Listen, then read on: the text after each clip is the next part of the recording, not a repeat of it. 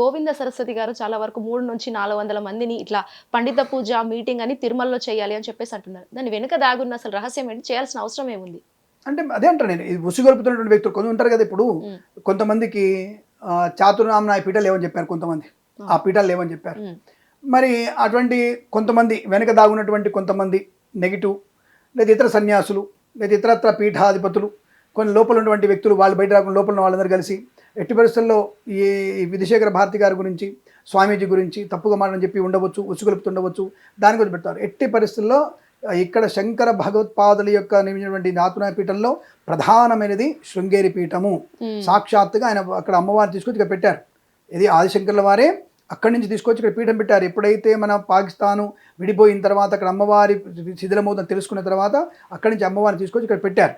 మళ్ళీ ఇక్కడి నుంచి అమ్మవారి అంశగా ఒక విగ్రహాన్ని తయారు చేసి ఇక్కడ అమ్మవారు ఎట్లాగే ఉంది అక్కడి నుంచి ఒక విగ్రహాన్ని తీసుకెళ్ళి మళ్ళీ మనకి తీత్వాల్ అనే చోట మనకి అంటే శ్రీనగర్కి 180 కిలోమీటర్ దగ్గర తీత్వాల్ చోట అమ్మవారిని అదే కంచు విగ్రహాన్ని అద్భుతంగా దాన్ని ప్రతిష్ఠించారు. అక్కడ అమ్మవారి స్థిర నివాసం ఏంది అది మనకి పీఓకేలో దగ్గరగా అంటే పీఓకేకి ఒక 50 కిలోమీటర్ దగ్గర ఎల్ఓకే దగ్గర పెట్టారు. ఆ ఎల్ఓకే దగ్గర మనకి తీత్వాల్ అనే గ్రామంలో దాన్ని ప్రతిష్ఠ చేశారు.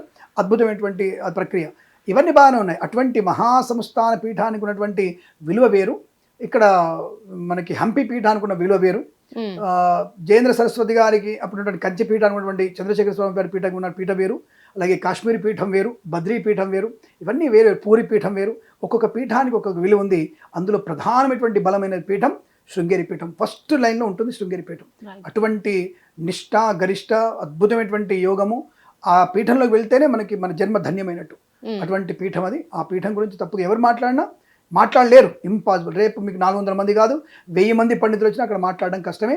అది ఏదో ప్రమాదాన్ని క్రియేట్ చేయడానికి ప్రమాదం తీసుకుంటారు తప్ప అక్కడ ఎవరిని కూడా శృంగేరి పీఠం గురించి ఎక్కడ ఎవరు తప్పు మాట్లాడినా అది ప్రమాదానికి హేతు అవుతుంది. అంటే గురువు గారు అంటే చాలా వరకు ఆయన వీడియోలో కూడా చాలా వరకు ఎట్లా అంటే కావాలనే ఇవన్నీ మేము చెయ్యట్లేదు అని చెప్పేసి మాట్లాడారు. ఇంకొకటి ప్రపంచంలో 2 శంకరాచార్యులు మాత్రమే ఉన్నారు అని చెప్పేసి కూడా వారు మాట్లాడడం జరిగింది. దాని వెనుకున్న అసలు అర్థం ఏంటి? శంకరాచార్య అంటే ఆయన అంటే కరెక్టే. అంటే ఇప్పుడు ఉన్నటువంటి వాటిల్లో 2 పీఠాలు స్వామివారిలో పెద్దగా ప్రశస్తంగా ఉన్నట్టుగా చెప్పారు ఆయన. నెగిటివ్ ఏం లేదు అక్కడ, మన నెగిటివ్ అవసరం లేదు. కానీ చాతురామ్నాయ పీఠాలు ఉన్నటువంటి నలుగురు కూడా భారతీ తీర్థస్వామి లాంటి వాళ్ళే, ఈక్వల్.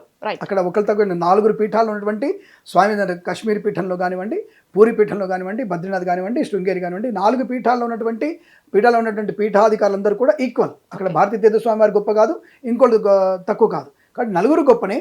ఆ నలుగురు శంకర భగవత్పాదు లాంటి వాళ్ళే, దాని ఎటువంటి డౌట్ అక్కర్లేదు. అదే అంటారా, కొన్ని ఇద్దరిని తీసుకొని ఏదో కాంట్రవర్సీ చేసేసి మీరు ఉనికిని కాపాడుకోవడానికి చేస్తున్నారేమో, తన ఉనికి కన్నా కోల్పోతున్నటువంటి భావన ఏర్పడిందో, లేదా హంపి పీఠానికి ఏమన్నా తక్కువ స్థాయి కలుగుతుంది అనుకున్న భావన ఉందేమో, మేబీ. ఎందుకంటే నా భావన అది.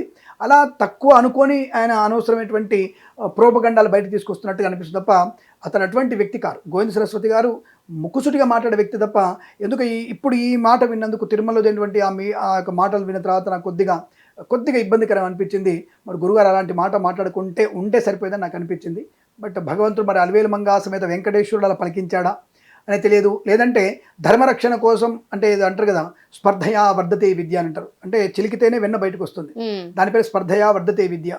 అలా స్పర్ధ జరిగితేనే సనాధర్మం ఇంకా డెవలప్ అవుతుంది అన్నటువంటి భావనతో మరి ఆ కలియుగ దైవం అలా అనిపించిందా, ఆయన వెళ్ళిన తర్వాత ఈయన వెళ్ళడం, ఇద్దరు ఒకే సందర్భంలో వెళ్ళడం, అనేక రకాల ఇబ్బందులు ఉన్నాయి. కాబట్టి మేబీ ఏం జరగబోతుందో. బట్ మీరు అన్నట్టుగా తిరుపతిలో జరిగేటువంటి 400 మంది సమ్మేళనంలో విధుశేఖర భారతి గారి నుంచి వ్యతిరేకంగా మాట్లాడడం అసంభవం, అది అసాధ్యం. దాన్ని చాలా ఇబ్బందికరంగా ఉండబోతుంది. అది మాత్రం జాగ్రత్తగా. నాకు తెలిసినంత వరకు సరే ఆస్ట్రాలజీగా చూసుకుంటే కుజస్తంభన ఒకటి, అలాగే మనకి ఉన్నటువంటి గ్రహ సంచారంలో శుక్రుడి యొక్క సంచారం బాగాలేకపోవడం, అనేక రకాలైనటువంటి ఇబ్బందులు పడడం, కొన్ని గ్రహ సంచారాలు కూడా మనకి ఈ దాని ఏమంటారు కాలసర్ప దోషం, ఇవన్నీ కూడా మనకు గ్రహణం లాంటి సనాతన ధర్మానికి గ్రహణం పట్టినట్టుగా ఉంది. దానివల్ల ఎటువంటివి కొన్ని లుకలు బయటకు వస్తున్నాయి. నాకు తెలిసి తాత్కాలికమైనవే, తొందరలోనే బయటకు వచ్చే అవకాశం ఉంటుంది. బట్ ఏదేమైనా గోవింద సరస్వతి లాంటి వారు ఈ స్థాయి మాటలు మాట్లాడకూడదు. అది సమంజసం కాదు, శోచనీయం కాదు. రైట్. గురువు గారు ఫైనల్లీ అంతటి గొప్ప పీఠాన్ని మీరు గురించి వివరిస్తేనే నాకు తెలుస్తుంది, అర్థమవుతుంది. సో అప్పుడు చిన్నజీయర్ స్వామి గారు కూడా ఇలానే మాట్లాడడం జరిగింది. ఇప్పుడు గోవింద సరస్వతి గారు మాట్లాడుతున్నారు. అంతటి గొప్ప పీఠానికి ఎందుకు ఇన్ని విమర్శలు, ఎందుకు ఇన్ని ఆరోపణలు? ఒకటి చెప్తున్నాను తల్లి, కొంతమంది వాళ్ళ గుర్తింపు పొందడానికి ఎవరికి వాళ్ళే మా యొక్క గుర్తింపు పోతుంది అనేటువంటి భావన ఎక్కువగా ఉండొచ్చు. ఆ గుర్తింపు కోసం వాళ్ళు చేసిన తపన పడుతుండవచ్చు, లేదా ఎక్కడో రాయేస్తే మన గుర్తింపు బయటకు వచ్చేసి అనుకోవచ్చు. ఇలాంటి వాళ్ళు చాలామంది ఉంటారు. ఇప్పుడు నేను ఉన్నాను, నేను నాకంటే జ్యోతిష పండిత పెద్దవాళ్ళని అనుకుందాం. సపోజ్ పరాశర మిహిరుడు ఉన్నాడు, పరాశర ఉన్నారు నాకంటే. పరాశరికి ఏం తెలుసండి గొప్ప జాతకం, నేను చెప్పగలుగుతానికి. ఆయన 300 ఏళ్ల క్రితం జ్యోతిష్కుడు, ఆయనకేం పని లేదు. నేను చెప్పగలుగుతా, ఇగో రేపు కల్లా మీకు ఇగో ఈ అమ్మాయికి రేపు ఈ ఛానల్కి చైర్మన్ అవుద్ది, ఇది ఛాలెంజ్ అని ఇప్పుడన్నా అనుకోండి. మీరు అయ్యేది లేదు, చేసేది లేదు. దేవుడి దేవుడు ఉంటే 3 ఏళ్ల తర్వాత మీరు ఛానల్ పెట్టుకొని మీ ఛానల్ చైర్మన్ అవుతారు, కానీ హిట్కి చైర్మన్ అవ్వరుగా.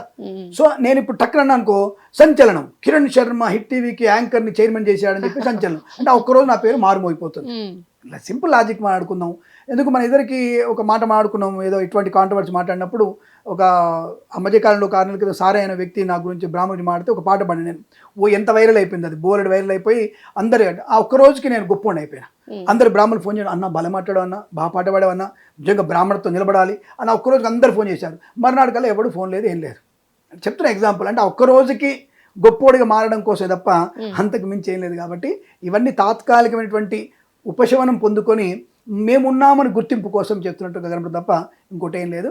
శంకర 4 చాతురామ్నాయ పీఠాల గురించి అదే అంటున్నా, వెంట జరుగు సంఘటనలు ఇవి ఇంటర్నల్గా ఎక్కడ లింక్ ఉందనిపిస్తుంది నాకు కూడా. ఇప్పుడు ఆ పీఠాల గురించి మాట్లాడేటువంటి దౌర్భాగ్య స్థితి ఏర్పడింది మనకి. అంటే మనందరం ఒకే తావులో ఉన్నటువంటి మనం ముక్కలము, ఒక తానులో ఉన్నటువంటి ముక్కలన్నీ కూడా ఇలా ఎందుకు విభజించి మీరు అందరూ ఇబ్బంది పడుతున్న విషయం నాకు అర్థం కావట్లేదు. మరి ఒక్కొక్కరు ఒక తిరిగి మాట్లాడడం అనేది ఎట్టి పరిస్థితులు అది ఆక్షేపణీయమైనది, అది యాక్సెప్టెడ్ కాదు. అది we are feeling very bad situation నేను ఫీల్ అవుతున్నాను నేను. ఎందుకంటే అటువంటి మహాపీఠాల గురించి మాట్లాడేటువంటి స్థాయి మనకు లేదు. వెళ్ళి అక్కడ తుంగభద్రా నదిలో అక్కడ నదిలో మునిగి అక్కడ అమ్మవారి దగ్గర కావేరీ నదిలో మునిగి ఆ స్వామి దర్శనం, ఆ అమ్మవారి శారదామ్మవారి దర్శనం చేసుకొని, ఆ చంద్రమౌళి స్వామి దర్శనం చేసుకొని ఆ యొక్క భారతీయ స్వామి అనుగ్రహాన్ని పొందుకుంటే చాలు తప్ప ఇటువంటి మాటలు మాట్లాడే అవసరం వచ్చింది.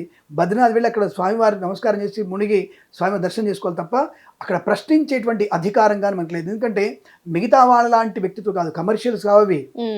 ఒక రకంగా చెప్పాలంటే దేశాన్ని మొత్తం కొనగలిగే శక్తి ఉంది శంకరపీఠ ఇక్కడ మనకి శృంగేరి పీఠానికి. దేశం మొత్తం కొనగలరు వాళ్ళు, అటువంటి ధనం ఉంది వాళ్ళ దగ్గర, అటువంటి మానధనం, అటువంటి ధనం ఉంది వాళ్ళకి, జ్ఞానధనం ఉంది వాళ్ళకి. తక్కువ 4 పీఠాలు అంటే ఏమనుకుంటాను మీరు? చాతురామ్నాయ పీఠాలంటే ప్రపంచాన్ని గుప్పెట్లో పెట్టుకోగలిగే శక్తి వాళ్ళ సామర్థ్యాలు ఉన్నాయి, కానీ లోక కళ్యాణం కోసం మాత్రం ఉపయోగపడతారు వాళ్ళు. అది అటువంటి మహత్తరమైన పీఠాలు అవి.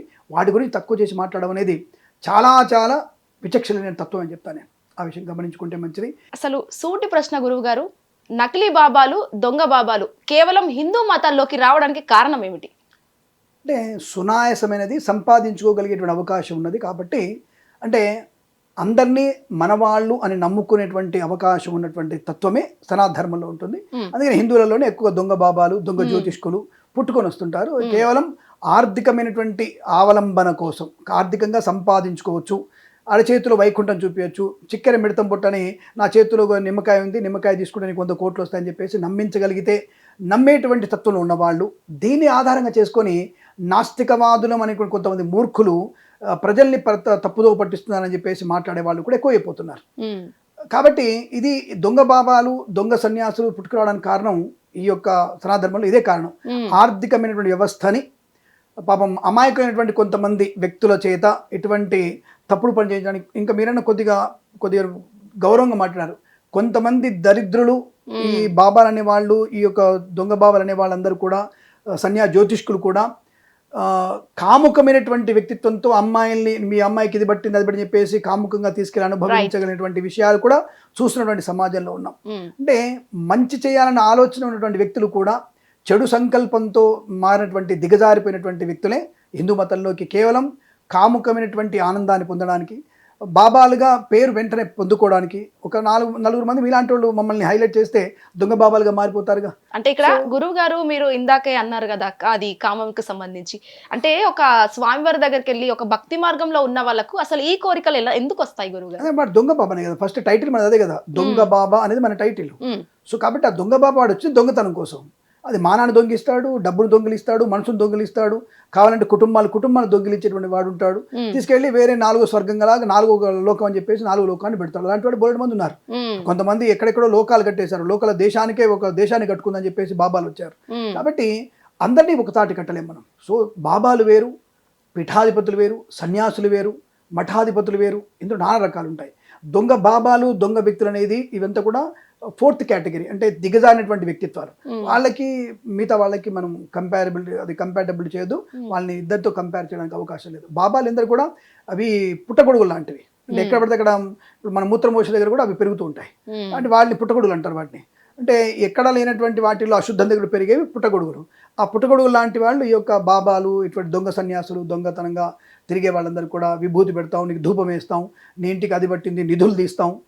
ఎక్కడ కూడా పీఠాధిపతులు నిజమైనటువంటి సన్యాసులు ఎవరు కూడా పీఠాలకు లోపలికి వచ్చేసి మీకు నిధులు తీస్తాం, మాకు డబ్బులు తీస్తాం, మీకు డబ్బులు మీకు కోట్ల రూపాయలు వస్తాయి, మీరు బిందెలో నగలు పెట్టండి అనేవాడు ఎక్కడ కూడా పీఠాధిపతులు, మఠాధిపతులు, సన్యాసులు, నిజమైన సన్యాసులు రారు అక్కడికి. హిట్ టీవీ యాప్, ఇందులో short news, live news, entertainment shows, movies, digital magazines తో పాటు మీ జిల్లా వార్తలను కూడా ఫ్రీగా చూడొచ్చు. ఇంకెందుకు ఆలస్యం, వెంటనే హిట్ టీవీ యాప్ ని డౌన్లోడ్ చేసుకుని ఫ్రీగా ఎంటర్టైన్మెంట్ పొందండి. Hit TV app. Hit TV app. Please download hit TV app. Hit TV app ని ఫ్రీగా డౌన్లోడ్ చేసుకొని ఎంజాయ్ చేయండి. మీకు నచ్చిన ఎంటర్టైన్మెంట్ కోసం హిట్ టీవీ యాప్ ని ఫ్రీగా డౌన్లోడ్ చేసుకొని ఎంజాయ్ చేయండి. హిట్ టీవీ యాప్ ని డౌన్లోడ్ చేసుకుని ఆస్వాదించండి, ఆశీర్వదించండి. ఇంతమంది సెలబ్రిటీలు హిట్ టీవీ యాప్ ని డౌన్లోడ్ చేసుకోండి అని చెప్తున్నారంటే ఎంత మంచి యాప్ ఆలోచించండి. అమెరికా అమెరికా అమెరికా అమెరికాలో చదవాలనుకునే వాళ్ళకి విశ్వసనీయమైన పేరు మన శౌర్య కన్సల్టెన్సీ. UK లో 1 year masters. UK లో 1 year masters. 2 years work permit up to 5 years visa. Contact Saurya Consultancy. Contact 89851 89851.